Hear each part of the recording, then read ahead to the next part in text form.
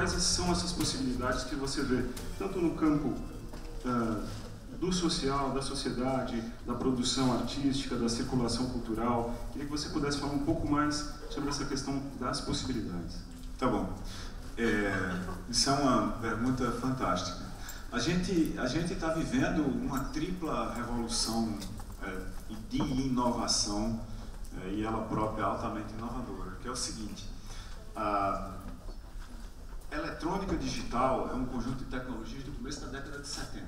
A eletrônica digital, na prática, ela só se tornou confiável no começo da década de 70. É quase um milagre que a gente tenha feito um computador da Apollo 11 antes. O computador da Apollo 11 foi feito na década de 60, obviamente, foi quando a gente chegou na Lua, né?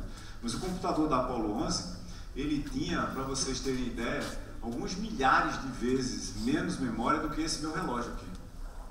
Então, eu acho que tem centenas de milhares de vezes menos memória do que esse meu relógio, que é um relógio Gear da Samsung, Gear 2 da Samsung. Ele tem, o relógio aqui tem 4 GB de memória, eu acho. 4 GB de memória, exatamente. O computador da Apollo 11 tinha 8K. Né?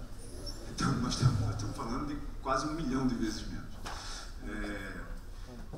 Essa revolução de eletrônica digital, ela habilitou uma outra revolução de você fazer reproposicionamento de dispositivos de hardware. Eu imprimo uma coisa numa fábrica, uma coisa física, e aí você bota essa coisa no mercado e você não sabe o que é que ela vai ser. Ela vai ter uma funcionalidade que depende de quem programá-la. Porque o hardware programável, ele é um objeto físico multipropósito. Eu posso fazer o que eu quiser com ele. Né? E aí, essa mesma eletrônica digital, junto com o software, possibilitou uma terceira revolução, que é eu escrever software, em particular, para cima dessa eletrônica digital, que conecta dois objetos, eles próprios já complexos, feitos de hardware e software. Então você tem eletrônica digital, software e rede. O que essas três coisas habilitam? Elas habilitam a revolução que a gente está vendo no começo dela agora. A revolução dos sistemas em rede, das coisas em rede. Não é? Então você pega, por exemplo, coisas que começam a acontecer. Né? Você consegue, quase que por passe de mágica, né, usar o Waze. O Waze é uma coisa em rede. Um ultra mega sistema de informação distribuído, com milhões de pessoas jogando informação em tempo real dentro do sistema ao mesmo tempo, e o sistema extraindo para você só aquilo que interessa num raio bem restrito ao redor onde você está, e em particular no caminho que você está fazendo. Então o Waze é um caso fantástico de um sistema de informação em rede, habilitado pelas revoluções de eletrônica digital ultra compacto, né? Você vai descendo, e você pode botar um negócio desse aqui no painel do seu carro, certo? Que esse troço tem vários rádios dentro dele, ficou complexo e sofisticado a ponto de você ter vários rádios dentro dele. Ele tem um rádio que fala com esse relógio, que é Bluetooth, ele tem um rádio que fala com a antena da operadora de celular, ele tem um rádio que fala com satélite. Dentro de um negócio desse aqui, qualquer um deles tem N rádios, pode chegar a 6, 7, 8 rádios, dependendo do dispositivo móvel que você tiver na sua mão. E tudo isso carregando no seu bolso, com uma bateria que dura um dia, que você põe no display do seu carro e diz, me leva para tal lugar, e ele leva, ainda diz, é melhor você mudar de rota porque aconteceu alguma coisa na sua.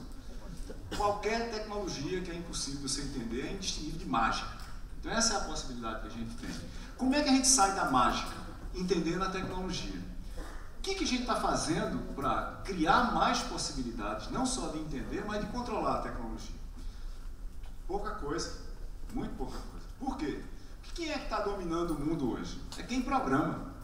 Tem uma língua que é falada por algumas dezenas de milhões de pessoas, entre os 7 bilhões de habitantes da Terra, uma metalíngua chamada programação de computadores, que a gente pode reduzir tudinho a uma linguagem que foi inventada na década de 30, chamada Lambda Calculus, né? Simultaneamente por Alonzo Church e Alan Turing, que a partir dessa linguagem chamada Lambda Calculus, ou cálculo lambda, você consegue derivar, ou construir, ou mapear de volta para essa linguagem todas as linguagens de programação.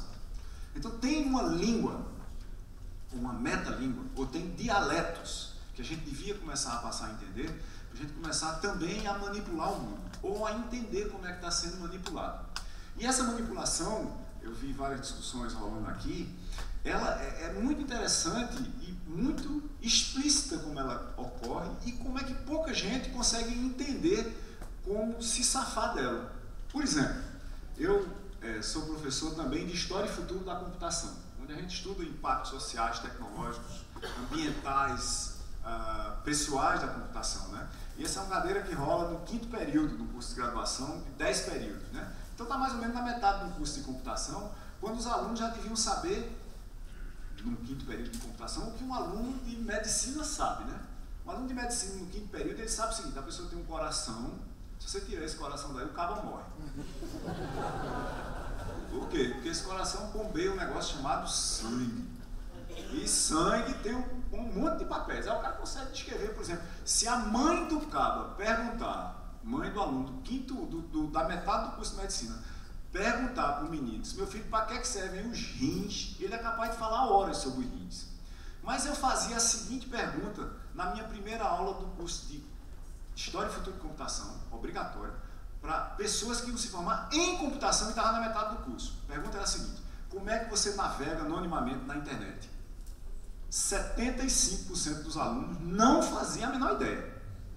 Não fazia. Aluno de computação. Imagina nos outros cursos. Eu já perguntei também nos outros cursos. Aliás, nessa plateia aqui, quantos de vocês conseguem navegar anonimamente na internet? Sob qualquer condição? Olha aí, um bocado de gente. Tá vendo? Tá bom aqui. Tem um bocado de gente aqui que sabe escapar de um bocado de coisa. Não escapa da NSA, mas talvez escape da ABIN. Né? O pessoal sabe fazer um bocado de coisa esperta aqui. E é assustador essa história, porque quando você olha essas preocupações que a gente tem de privacidade, por exemplo. Privacidade é um problema, claro, hoje, de programabilidade. Alguém programou um sistema, vai ir atrás de você. Como é que você escapa dele? Certo? Como é que você escapa dele? Como é que você programa a contramedida? Como é que você entende que tem um sistema que está programando seu comportamento? Tem uma frase, uma expressão do Richard Deutsch, que diz basicamente o seguinte: programe ou seja programado. Se você não souber programar as coisas ao redor, alguém vai programar as coisas ao redor e elas vão programar você. Porque é aquela história que eu e vocês estamos acostumados o tempo todo. Você chega num lugar para fazer uma coisa, aí a pessoa que está lhe atendendo diz: olha, o seu pleito é absolutamente certo de que você tem direito a ele. Agora o sistema não permite. Por que o sistema não permite? Alguém programou para o sistema não permitir. E tem coisas que você olha e diz: rapaz, isso deve ser um defeito desse sistema. Mas eu, que estou trabalhando nisso há muito tempo, vez por outra eu acho que não é. Vocês já notaram, por exemplo, a quantidade de vezes que um sistema de resgate de ponte em campanha aérea cai antes de vocês conseguirem resgatar qualquer coisa? Aquilo foi programado. É um teste de paciência, para ver se depois de derrubar o processo 3, 4 vezes no meio, você ainda quer mesmo resgatar seus pontos lá ou vai perder todos. Porque eles mandam um e-mail: resgate seus pontos, senão você vai perder. Aí você vai resgatar e não consegue. Mas vai comprar, eu já fiz esse teste, eu vou tentar comprar os pontos. Oxe, ele vai todinho até o fim. A parte que não vai até o fim é a parte que é para mim, a parte de graça, entendeu? Não estou dizendo que seja maldade, mas é falta de cuidado, vamos dizer assim, né? Então as possibilidades, resumindo a história, são imensas. E por que eu comecei falando na Suécia aqui? Porque na eventualidade dessa pergunta aparecer, eu não falei com o Jefferson no começo, vocês vejam que Notch, ele programava com 6 anos de idade. A Suécia está tornando obrigatório, junto com a Finlândia, Noruega, Dinamarca, partes do Reino Unido e vários estados dos Estados Unidos, programação no ensino fundamental. Os meninos lá vão saber falar espanhol como segunda língua, mandarim provavelmente como primeira língua, inglês como terceira língua e programação empatado com mandarim. A gente aqui no Brasil está fazendo 0. Bom, tem 2 perguntas aqui que, em certo sentido, se aproximam, que vai um pouco na direção da relação entre seres humanos e máquinas super inteligentes, um pouco qual que é a sua percepção, a sua ideia sobre essa relação entre o que aqui menciona como uma espécie de pós-humano, nessa relação entre seres humanos e máquinas super inteligentes, e uma outra pergunta que pede para você colocar algo sobre a ética na relação entre cultura e tecnologia ou robótica. Beleza. Vamos começar pela segunda pergunta, que é mais fácil eu responder, porque eu não sei. Mas eu sei apontar para onde, entendeu? Tem um cara que é professor titular de filosofia de Oxford, chamado Luciano Floridi, que ele está estudando há algum tempo uma coisa chamada filosofia da informação. E eu leio ele há muito tempo, mas eu nunca tive tempo e competência para me aprofundar no que ele faz. Mas o Oxford Internet Institute e o Instituto de Filosofia da Universidade de Oxford tem um trabalho antigo nessa coisa. Se perguntarem, é Luciano, né? Floridi, F-L-O-R-I-D-I, Floridi, com um IDI no fim. O Luciano ele tem um trabalho fantástico, já de uma década e meia, e ele propõe uma filosofia de informação que não é apenas antropocêntrica. Isso é o que eu posso dizer sobre isso. E uma filosofia que não é só antropocêntrica cria, obviamente, todo um outro conjunto de éticas e morais que passa pela discussão sobre se você pode ou não pode, e quais são as consequências, para humanos e não humanos, desligar certos sistemas de informação essenciais. O que é um sistema de informação essencial? Orkut, no Brasil, era essencial para dezenas de milhões de brasileiros. Tem gente que está achando que a vida se acabou porque o Orkut vai ser desligado no dia 30. Né? 30 de setembro agora vão desligar o Orkut, de uma vez por todas. E ontem, uma jornalista, que ainda tem uma conta no Orkut, me fez uma entrevista completamente desesperada. Mas, professor, isso é o fim do mundo. Orkut podia ser que fosse um desses sistemas que tem direitos. Já imaginou sistemas com direitos? Né? Essa é a resposta para a primeira pergunta, que não é uma resposta, como eu disse, eu sugiro que vocês leiam Floridi. Mas a segunda, que é o negócio de superintelligence ou pós-intelligence, nós já chegamos nesse ponto, né? Aquele sistema Watson que eu falei ali, ele ganhou aquele jogo de Jeopardy, aquele jogo de perguntas aleatórias que vez por ano tem pedaço dele na televisão brasileira, que são perguntas fora de contexto, né? Sobre qualquer coisa, basicamente. Às vezes 3 palavras como dica para você responder algum negócio, que envolve não só a pessoa ter um raciocínio extremamente rápido, mas dominar uma quantidade imensa de informação e relacionamento com essa informação. Os exemplos que eu dei ali para Watson são muito básicos, porque eu falei de Jeopardy e eu falei de cozinha, de fazer receitas, né, de fabricar receitas de forma criativa.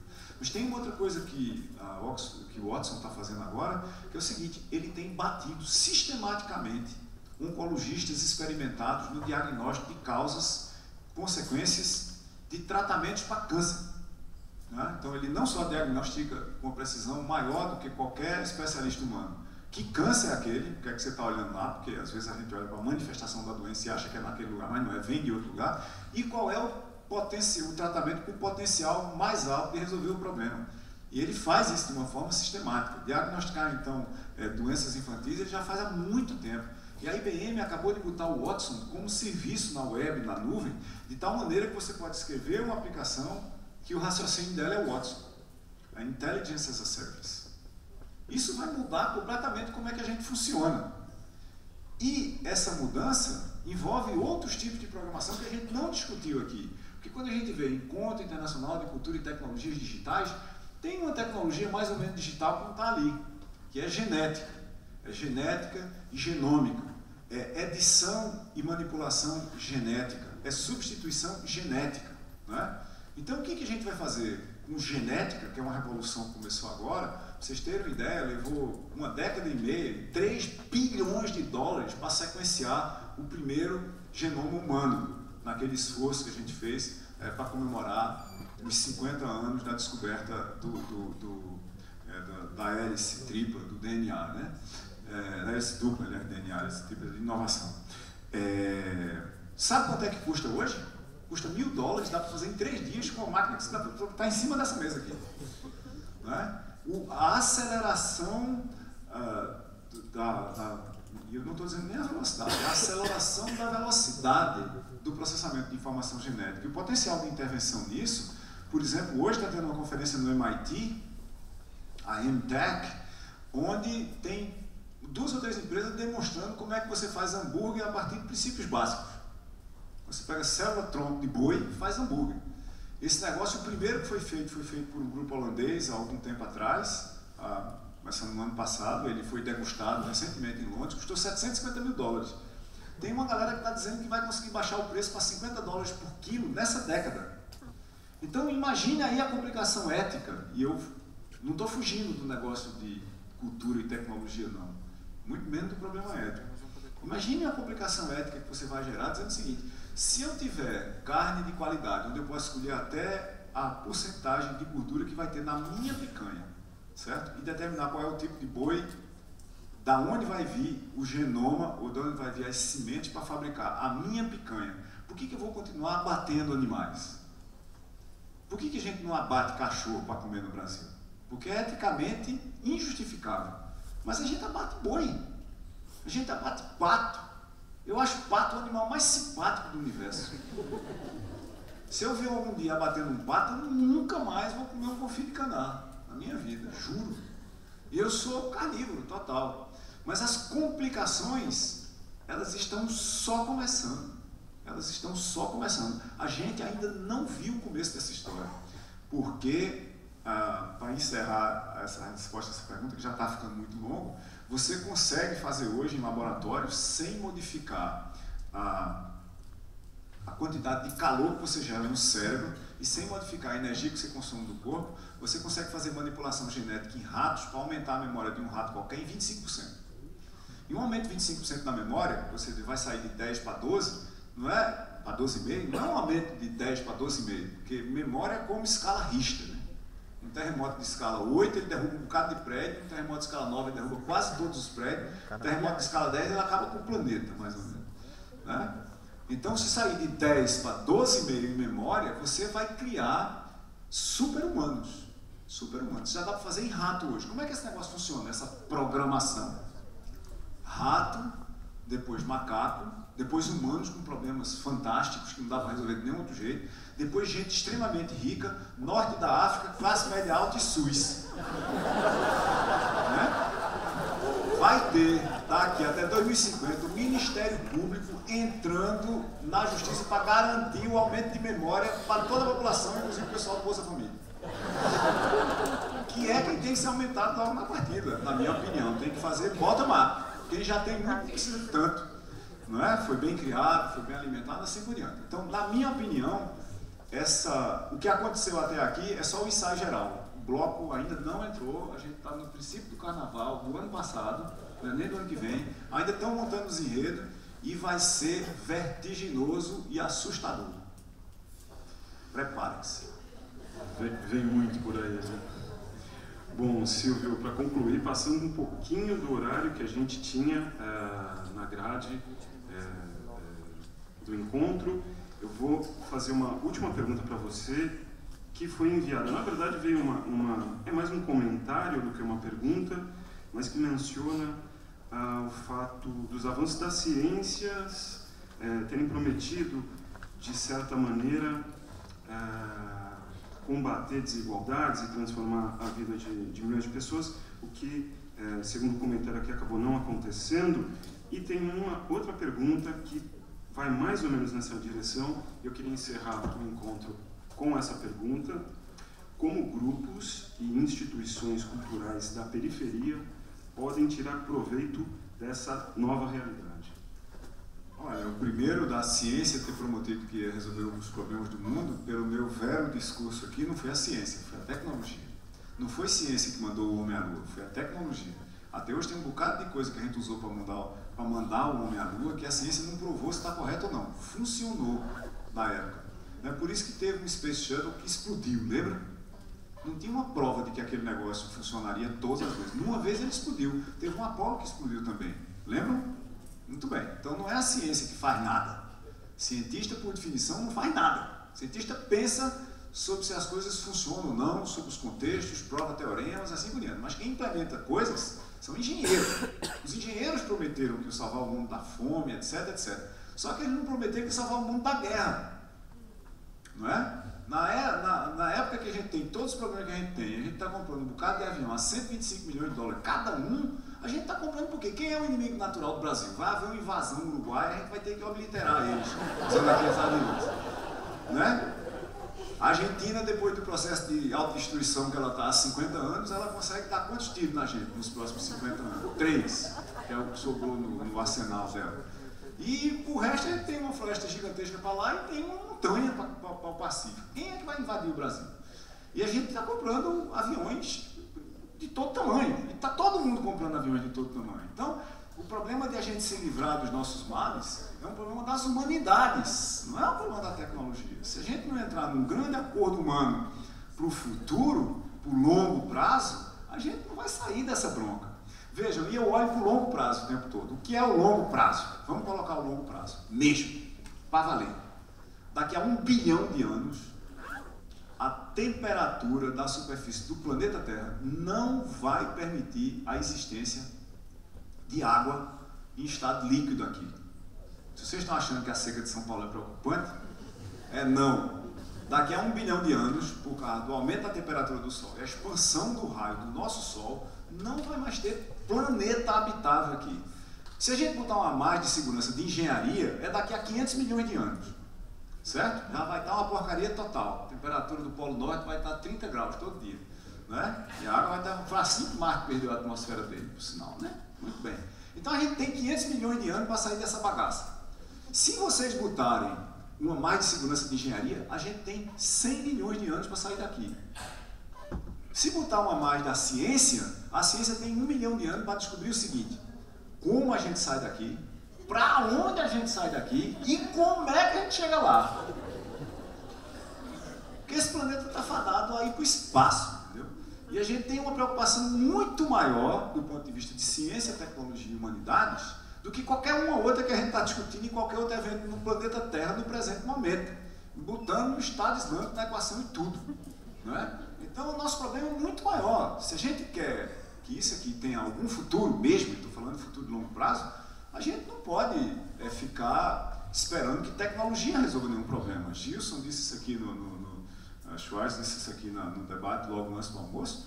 Tecnologia não resolve problema nenhum, ela não tem caráter, ela pode ser usada para transportar feridos num acidente aéreo do ponto A para o ponto B para salvar essas pessoas, e aqueles aviões que eu mostrei aqui, eles jogam bomba com uma precisão incrível, é capaz de acabar um formigueiro no quintal da casa de vocês sem estragar o jardim. Né? A última pergunta, que é como é que as comunidades da periferia, dos países periféricos e periféricas dos países periféricos se aproveitam disso. Olha, se eu estou dizendo isso a todo tempo, para todo mundo que eu converso há mais de 15 anos. Cara, aprendam a programar e provoquem as crianças, principalmente as mulheres, que são as mais prejudicadas nesse processo, porque programação parece um negócio de nerd, e parece que o ambiente de programação não é ambiente de mulher, mas isso é uma língua estrangeira. Aprendam a programar. Dentro de 15, dentro de 20 anos, se você não souber programar, você não vai ter nem trabalho, porque o único trabalho que vai sobrar é o criativo. E boa parte do trabalho criativo, como eu espero ter mostrado aqui, ele vai depender de programação. A criatividade embutida, tratada e vetorizada por programação.